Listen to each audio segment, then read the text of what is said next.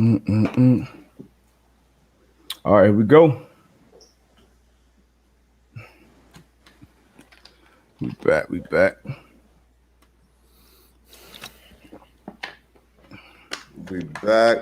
at it again, the man. Yes, sir. Got a very, very special guest in the building. Can y'all hear me? Is the mic? Yeah, we Yeah, I good. got you. Working? Oh, okay. Yeah, we're good. Bet. Yeah, we got very, very special guest in the building, man. Anthony Booger McFarland. Played 9 years in the NFL, two-time Super Bowl champ, man. Doing some great things with ESPN post-football career. Obviously, with some comments made, we're gonna jump into that. But before that, man, I want to just welcome you to the Man to Man Pod. Talk about you, your path, your journey, man. Welcome. Hey, man, glad to be here, man. I met both of you guys a little bit more intimately with Twan. I played with Twan when he was a little youngster. And I Yeah. had an opportunity to meet you, D. Butler, Yep. as far as this broadcasting journey that we both on, man. Glad to be here. Thanks for inviting me, man. No, I appreciate you, bro. Appreciate you for joining the show, man. So, like D-Bus said, man, obviously we're gonna talk about the comments made earlier, but here, man, let's just talk about, your history, man, and just your journey, and how it all started for you, where your background, where you come from, and where the love of the game come from as well. So, man, I was born in Louisiana, man. I'm a middle child. I got an older sister, younger brother. My mother raised all three of us on $18,000 a year, man, on welfare. I grew up in Winsboro, Louisiana, and the only dream I ever had, man, the only goal I ever had was figuring out a way out, like trying to get out of my town. Because the only thing I knew was my town. And the biggest thing we had was Walmart. And so I grew up, man, with that dream, man. And I wasn't like a super recruited athlete. My freshman and sophomore year in high school, I didn't play at all. And finally, my junior year, I got an opportunity to play. And by the time I rolled into a senior, I started getting recruited, and I got a scholarship to LSU. Literally, the first time I stayed outside of my town in my life was when I went to Baton Rouge. Changed my life down there, man. I was a four-year starter. I often say I was born in Winsboro, but I was made in Baton Rouge, because I grew up down there. I learned how to be a man. I had so many father figures in my life, dude, because my dad wasn't around. So I had to have a lot of dudes who I still confide in today that played the father role for me. And so that was great, because my mother, she did everything she could. But I think we all know men have to teach men how to be men. Mothers can only do so much. And so I had to have that role played by men. And it was great, man. And I got drafted in Tampa, played 9 years, won 2 rings, man. Met a lot of great people. Tony Dungy is one of my great mentors in life, man, just how he lives his life. And, I retired at 30. So I played 9 years. And, you guys can relate to this. So I retired at 30, and it's like, now what? Yeah. Okay. Yeah. You got a lot of money, also got a lot of free time. I got married, started a family. And then 4 years in, it's like, man, I can't play golf every day now, D. Butler. I can't tee it up every day. And I got a call one day from a buddy of mine named Jerry P. Tuck, and he's like, hey, they're starting an FM station in Tampa. Do you want to audition? And I'm like, okay, sure. And CBS started a station called 98.7 The Fan. And I started doing local radio, man, from 3 to 7 every day. And that's how my broadcasting career got started. And I went from the SEC Network to ABC to Monday Night Football to what I'm doing now, which is NFL Countdown, doing NFL Primetime with Chris Berman, doing some college football stuff, man. So it's been an amazing journey. It's been a lot of ups and downs. But through it all, I think if you'd have told me when I first started, it's kind of like the Pittsburgh Steelers. If I would have told you that the Steelers would be 12-3 at the beginning of the season, everybody be like, great, good. But if I told you they was going to get there after 11-0, now we look at it a different way. And so I just look at where I am now, man. I'm fully blessed and highly favored, man.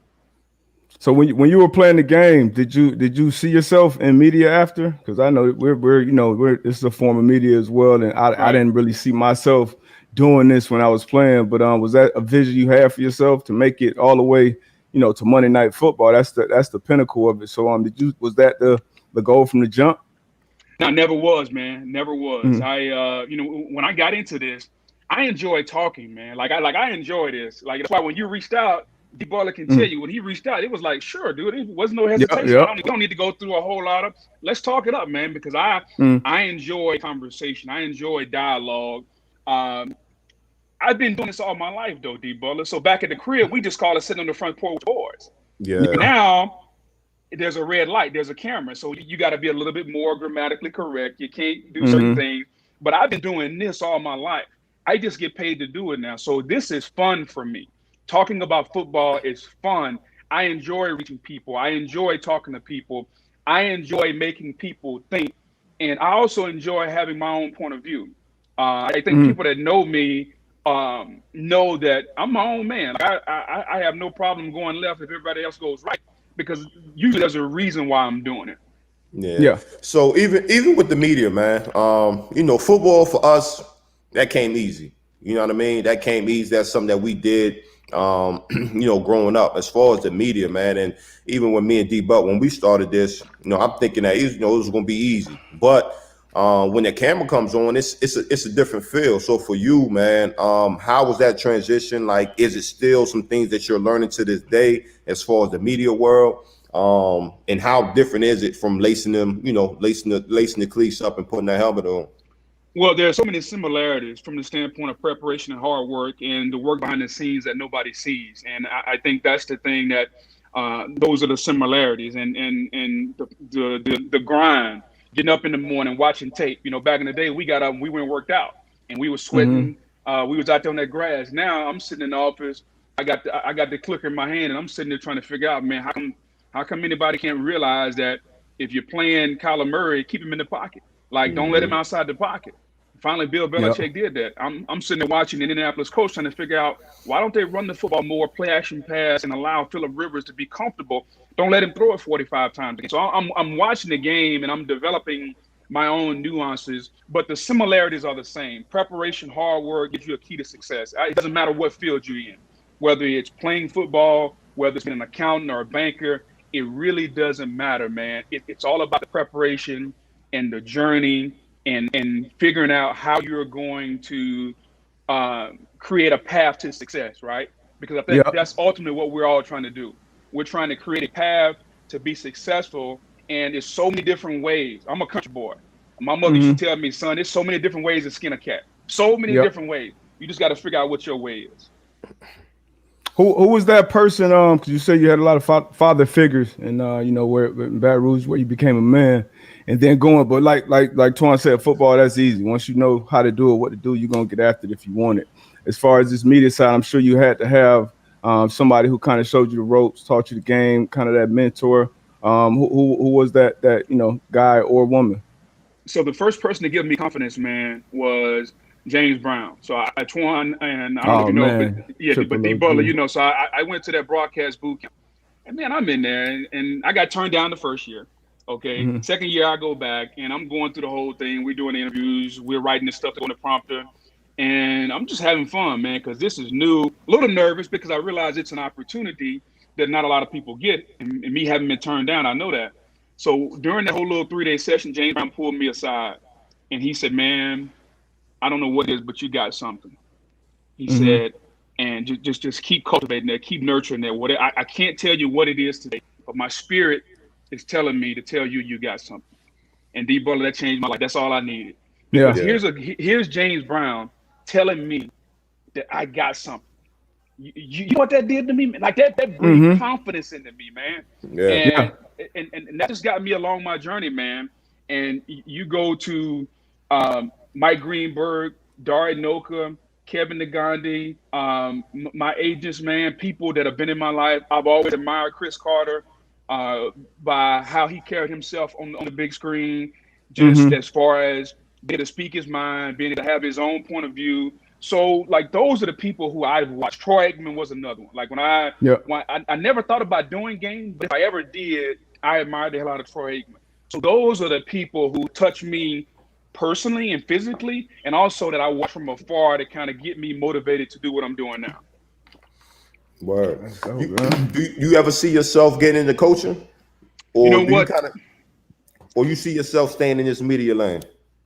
Nah, you know what, man? I started a family. I got a 13 and a 9-year-old. Coaching takes a lot of time. If I were going to coach, it would probably be later on. But I want to be hands-on with this 13 and 9-year-old man. Make sure I put my thumb on him. You know what I'm saying? Because like as I told y'all when we started, I didn't have that. Okay, Yeah. I wasn't the daddy that was around. So my job now is to give them better than I had. My job is to be that thumbprint on them and to mold and raise this 13 and 9-year-old. So I'm looking forward to doing that, man. And coaching maybe one day, but right now I'm not into the whole coaching thing. I want to be able to be in this form that I'm in now, because I can touch people. I can talk about the game. And here's the most important part. Man, I wake up, I feel great. I ain't got to take no Toradol shots. I ain't got to get no ice. I ain't got to get no ice tub. Like, it is the best of both worlds, man. Nah, for sure. And I want to talk about that too real quick, because that's important as well. Obviously, with this year being so challenging for everybody. We talked earlier off camera about you getting on that Peloton and how it kind of changed your life. What adjustments have you made in your physical fitness and your own health during this pandemic? Man, just try not to be a fat ass, dude. Like, really. Like, people see me post about the Peloton all the time. They're probably like, man, who is this dude? He's just arrogant, bragging. But I was 337 pounds at one point. And I looked myself in the mirror and I'm like, dude, like, my mother died of a heart attack. Seriously, at 50 years old. This was 2 years. This was a year before I came to Indy, Twan. Yeah. My mother passed away of a heart attack. And I saw my mother being obese. But like, who am I to tell my mom, hey, mom, lose some weight? Like, I couldn't do it. Like, it's my mama, man. Like, you can't. Yeah. I was supposed to tell you that stuff. So I didn't tell her anything. And I finally had that kind of epiphany with myself. I looked in the mirror and I'm like, dude, you got to be around for your children. And so I went on this weight loss journey, man. And I was out there running and all that stuff and losing weight. And finally, a couple years into the journey, I lost 45 pounds, but my knee was bothering me. And I had to have my knee cleaned out. And Doc was like, hey, man, you need to stop running. Get on your bike. I'm like, Doc, man, black people don't ride stationary bikes, man. Like, that's not what we do. And he's like, have you ever tried a Peloton? I said, no. And I tried it the first time, and my butt was hurting like the worst, dude. Yeah. I went out and I bought those shorts with the pad and cushion. And I got back on that thing, man, and it tapped into my soul, dude, because you got the competitiveness, you got the music, you can do it anytime you want to. I can compete against you guys around the world. And dude, I'm 380 rides in. I went from 337. I'm 280 now. I feel great. Okay. Like I'm just enjoying life. So I am proud of what I've done, and Peloton has been a really good avenue for me. So I'm gonna always praise Peloton. People are like, man, do they pay you? I'm like, nah, it ain't about money, man. I just appreciate the machine, Shit, health is wealth get too. That check, man. Get that check. Shit. At the end of the day, like you said, health is wealth too. So you know what I mean. You feeling good mentally, physically, man. That's the most important part. But shoot, man, let's jump into it, man. Obviously, as you just kind of mentioned, one thing about, what you like about being on the screen and talking ball and being able to express your viewpoints and your opinions. And, you're not worried about going left if everybody is going right. Obviously, you've been seeing with Dwayne Haskins, man, and that whole situation down there in Washington. And you made some comments just as far as where you thought, his mindset was, where some of the younger guys coming into the league, where their mindsets are as far as building their brand. So let's just talk about that. Like where were you coming from with that? So we understand the whole conversation. So my conversation, and if you go back and listen, I used a couple of keywords. The first thing I used was the word all. So my message was to all players, okay? People looked at it and said, well, why come you didn't call out the white guys? Why come you didn't say something about the white guys? Okay, I said all players, but specifically, look at me, all right? I'm a black man, all right? Yep. I understand what this journey is like being a young black athlete in this country. I specifically understand what it's like being a young black African-American football player in a league that's 70% black. So after I started with the word all, I wanted to drill down specifically to me and us, to the African-American football player. And over my 20 plus years in and around the NFL, I think we all can name names of guys who didn't take the job serious. I think we all can name names of guys who didn't put themselves in the best situation, who didn't apply themselves to the job. And so when you're on TV, I don't have 10 minutes. So I don't have 10 minutes to go through and list everybody. And so I gave a general message to all these young players that I've seen. And I'm tired of seeing young guys. Dwayne Haskins was just the jumping off point. He was just the latest example of what we've seen of a young player coming into this league, and they don't take the job seriously. Again, my initial message was to all players, but I'm talking specifically to the majority of us who make up 70% of this league.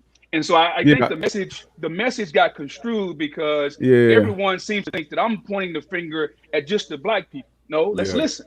I said all players, but look at me. I'm a young African-American man, and I'm passionate about this now because I've seen too many of us who throw away our career.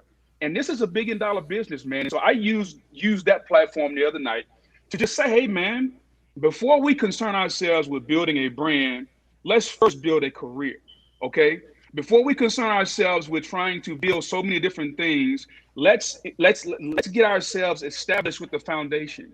It's no different than building a house, man. You don't worry about the amenities and the crown molding until you get the foundation poured. Like, we got to get the foundation poured. And Dwayne Haskins was just an example. I wasn't trying to call him out. It was just an example. And so my message overall was to specifically, again, all players, but drilling down a little deeper to the young black players coming into this league, man. Let's do better, man. Let's take advantage of this opportunity that we have, because I personally, and you guys can share if you want to, I personally have seen too many of us throw away this opportunity by worrying about the amenities and the crown molding without first building the foundation first.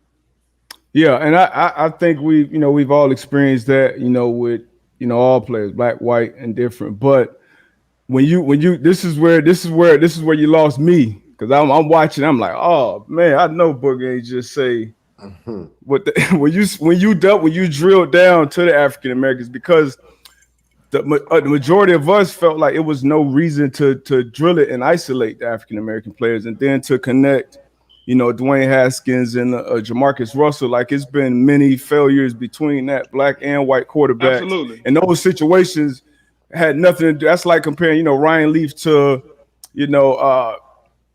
another flame out quarterback, Johnny Manziel, who came to the league. Like, those are two completely different situations. So when you drill it down to the African Americans and then the quarterbacks, when we have, especially now, we have so many examples of, black quarterbacks doing it the right way on and off the field, whether it's Russell Wilson, Pat Mahomes, Deshaun Watson, the list goes, Jacoby Brissett, the list goes on.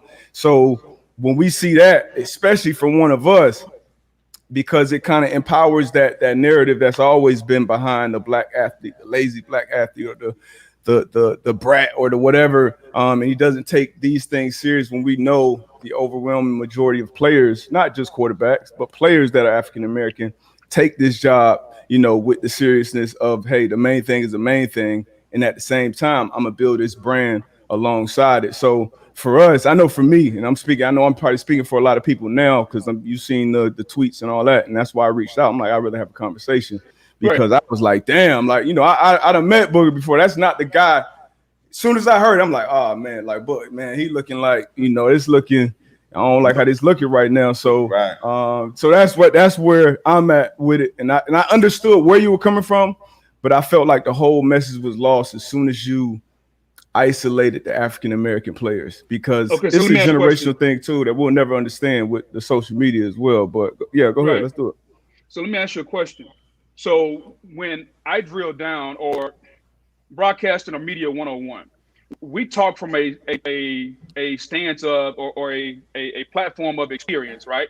So like when we're on TV, we talk from our experience. That gives us an opportunity to be personable. Like, that's broadcasting 101. So when I'm drilling down, talking specifically about the African American player, I'm talking about me.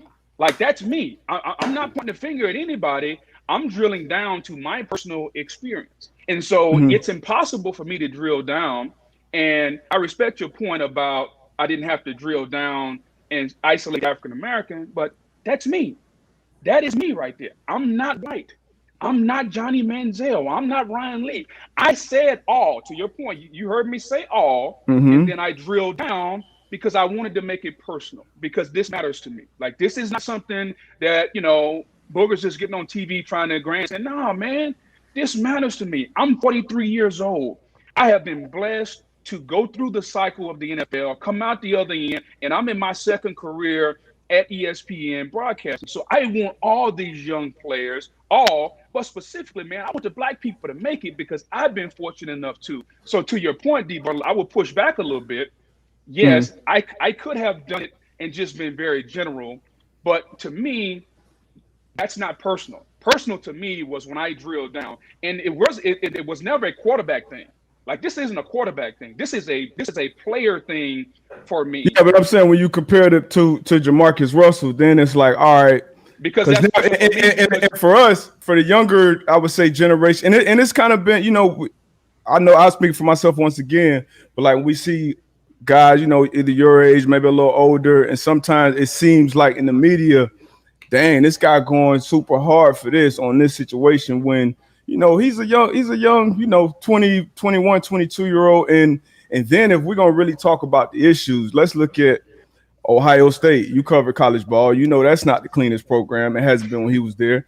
Then he went to the Washington organization, which we know what's going on right now, even with their owner. So he's been around these rocky coaches his whole career. And yeah, he made some very stupid decisions in the middle of a pandemic. But to not only do that, and how you feel about him, that's how you feel about him. I respect that. But when you cast that general net, that's when it was like, damn, Booger, like, I feel what you're trying to say, but nah, you lost me with that. And I know you try to make it personal, and that's important. I think it's even more important for us to show these dudes, to tell these dudes, because a lot of this is like, we don't know what we don't know. You know what I mean? A lot of us. And it's like, not only on the football side of it, that's important, but it is important to build your brand alongside that. Now, understand football is the reason you had this platform, but that brand should serve you a lot longer than this game will. And like, you leverage your relationships, you leverage your network into, where you are today. And it's not a lot of us, but everybody ain't Booger McFarland. Everybody ain't, everybody can't do that, can't do it the way you did it. But it's a lot of things that we can teach these cats off the field that's going to set them up for success later. So I feel like that I just hate when we going back and forth this type of way, and it's like, man, we need to be on the same page, telling these dudes the same, really some real game, as opposed to, making it harder, making it easier for people to jump on that. Oh yeah, they lazy, they do this, because now when Justin Fields coming out in the draft, now they're gonna be, oh, what's up? What, is he another Dwayne Haskins? So that's where I kind of got my feelings about it, I guess. To your point, Twan, and I'm gonna give it to you right now, Twan. But let me say this. When you look at it overall, as far as building the brand, and I think this is where we disagree a little bit, and we can agree to disagree. I built the foundation first. So my rookie year, second year, even though social media wasn't prevalent, I wasn't doing a bunch of off the field things because I knew I needed to establish my career. And I played 9 years doing it a certain way. I talked to a lot of other veteran players, and obviously I get it. Times are different now. It's totally different. Like all the stuff these kids doing now is totally different. But I would just say my advice to any of them would be, make sure the main thing is the main thing, because without no football, without no base, all the other stuff don't matter. Go ahead, Twan. Nah, but I think another key thing that you just kind of said is that the times is different. You know what I mean? The times are really different from when you first entered the league. Even when I first entered the league, it was just Facebook, right? So now you have all these other avenues where players, and especially a quarterback, where we all know quarterback are the main players that are able to get those deals off the field. Yeah, in football. In football, you have to. I feel as though now, I always say myself, if I would have, if one thing I could have done differently in my career was kind of focus more on my brand while I was hot. You know what I'm saying? And I think that these younger players, they're noticing that. You know what I'm saying? Where some of the older guys are kind of saying like what I just mentioned. So I agree with you as far as keep the main thing, because at the end of the day, if you're not on that field, if you're not throwing those passes, if you're not catching those passes, you won't be able to leverage your celebrity. But I also believe that they do have to focus on their brand. And their brand, as we all know, is, for one, is the name on the back of your jersey. You know what I mean? Yep. So with the Twitter, with the TikTok, you know, Juju get a lot of backlash as far as, you know, dancing on the logos for the TikTok. But shit, like, what is he bringing in off from the TikTok? That's his brand. You know what I mean? Right, but let me ask you this, Twan. Let me ask you this, okay? All right, Mhm. and we can use that as an example. And, Yeah. and now we can get into the X and O. Like, correct me if I'm wrong. Juju ain't been over 100 since AD left, right? You're right. Okay? Like, seriously, like Juju ain't been over 100 since AD left.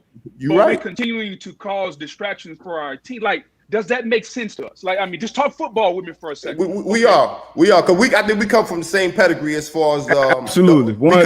We come from the same pedigree, like, because even I was kind of looking like, you know, when I came to that Indianapolis Colts locker room and I was dancing on some logos, my OGs would be like, "Yo, bro, sit your ass down somewhere." Like, we trying to win a game. I get that.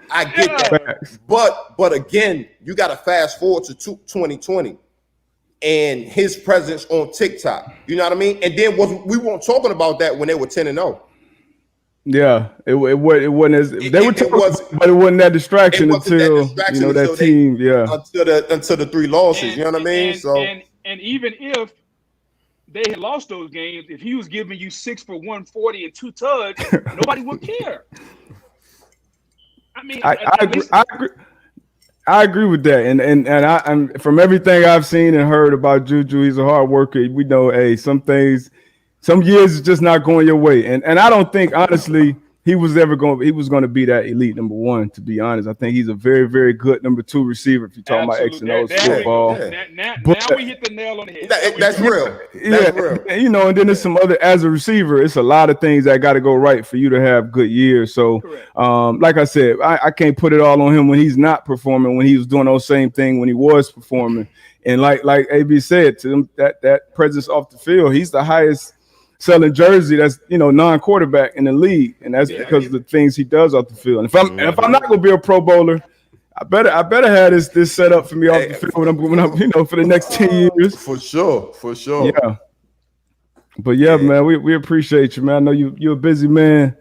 You got to get running, man. But you know, if there's anything else you want to say or any other points you want to hit, no, man. Before we let you go. I would just like to add, man, that like if you just listen to the whole 2-minute 11-second clip that I posted, I mean, we just drilled down to it a little bit more. But man, listen, I feel passionate about this, and you know, for the people who think that it was a generalization, I can see that. But I'm gonna make this personal to me, man. Like, again, we talked about it earlier. I'm a young black athlete who grew up in Winsboro, Louisiana. Mother raised 3 kids on welfare, $18,000 a year, man. I made it through the NFL, and everything I got, football has provided for me in my life, man. So I'm passionate about this, man. I don't want to see these young brothers throw it away. But I also recognize that it's a different time, and we got to do different things. But when I see a young man, it doesn't matter. Again, Haskins was just the example, okay? Take the name away and just say, again, I'm gonna use the same language on my way out of this great podcast that you guys did. My message is to all players, okay? All players make mistakes. White, black, everyone, all. That's what all means. All players. But it's personal to me, man. So I'm talking to specifically the African Americans, man. These young guys coming into this league, man. Make the main thing, man. Okay, all right. I'm not trying to create a narrative. I'm not trying to build a narrative or go along with the narrative that the white people think that black people don't work hard. Man, let's move past that. I'm a young black man that's made it, 43 years old. I've been fortunate enough to be where I am today, and I'm trying to give wisdom back to these young guys. So if it kind of rubs you the wrong way, okay, all right, I'm totally fine with that. But I want you to know that this brother cares about you. Okay. How do we get better, man? Make the main thing, okay? Yeah. I had coaches in the NFL reach out to me yesterday. Come talk to my team. I had coaches in college come talk to my team. This is a message that needs to be heard, and I feel bad a little bit that in 2 minutes and 15 seconds on Monday night, I created a shitstorm because people I left things to be interpreted a certain way, and that's okay. I'll deal with that. But my message is still the same. All Yeah. players, all players. I mean, it's a great message, but yeah. and that's why I wanted to have this conversation with you, because I don't want the message to be lost with the delivery and the package. And in my opinion, this is my humble opinion. Obviously, you are a grown man. The packaging was wrong. Once you isolated the black quarterback, that's where whatever you say. Just like when the people try to make we won't even get into that, but so that's all I was saying. I want to just have this message really packaged the right way, so it's really hitting home and really, so people receiving it, man. And we're not dividing each other. But hey, great conversation, man. Great conversation. We'd love to have you back anytime you're available, and keep trailblazing. Hey man, love what y'all doing, Antoine, man. Congrats on a great career, man. Love what you're doing right now. Love you, dude. Enjoy being teammates, Super Bowl champs. D. Butler. It gives me nothing but pride, man, when I see guys who went the same idea, man, through that broadcast boot camp, who out here grinding, man, who using their social media and explaining football. I've learned so much about DB play watching you. Thank you, man. Appreciate it. I appreciate you. Anytime y'all need me, let me know, dude. Appreciate you, man. Before you go, I just want to tell you thank you again, man. Like I said, when I reached out to you privately, thank you for pouring into me. Because sitting down, getting a chance to meet you, having the chance to have that lunch with you, that was inspiring to me to see somebody look like me doing it. So thank you for that, man. Anytime, man. All right, take care. All right, bro. Later. Yep. Man, that was a great convo right there, man. Again, appreciate Boog. Appreciate D Buck, man. You expressing yourself, man, and really, a lot of people was feeling the same way you was feeling. I was feeling the same way when I seen it. I'm like, not Boog, but like you said, man, being able to get him on here and express what he was feeling, express how you felt. I think a lot of other people felt. So that was a great convo, man. Great discussion. Yeah, man. Appreciate Boog joining us too. Obviously, he didn't have to do that. So jumping on with us, having an open dialogue. And that's all it is, man. Conversation. Sometimes when that mic is hot, when that red light is on, it's different. You can say some things and mean something completely different. Mm-hmm. Sometimes, you're gonna be like, hey man, I meant it this way. We all been in an argument with that person where it's like, you said what you said, but the intention or hit wrong. So no, for sure. But once again, man, thank Boog for coming on. Great convo, and hopefully it leads to more discussions and more actions behind it, man. We're gonna start creating some change for the generations behind us. Yeah, man. Because like you said, man, like times is different, bro. Like times is different. And I wish I came in with that mindset. Yeah, and even me, I'm not a big social media guy. So like, even if I was coming in, I probably wouldn't have tapped into it like some of these guys are now. But just the mindset of as far as the brand, you know what I'm saying, and doing more off the field, because my thing was keep the main thing. Like, you know what I mean? Like, yo, I'm working out, I'm watching film or whatever the case may be. But when I grew, it was like, okay, well, it's more than this. Like, I could be $1 billion business in myself, you know what I mean, a multi-million-dollar in myself, if I would apply myself and if I would have got the team, you know what I mean? So and creating those leveraging your power, your success, your notability into relationships. Into relationships. And that's one thing I did not do to the best of my ability. So I can't knock the guys and the young guys that are doing it now. Even like I say, even if it wasn't something that I would have done or that I did do. Because now what are we trying to do? We're trying to, use our celebrity or whatever the case may be in our relationships to elevate, you know what I mean? Yeah. So, we can't. And a lot of times it seems like where the old, and it's a lot of money out there to be made too.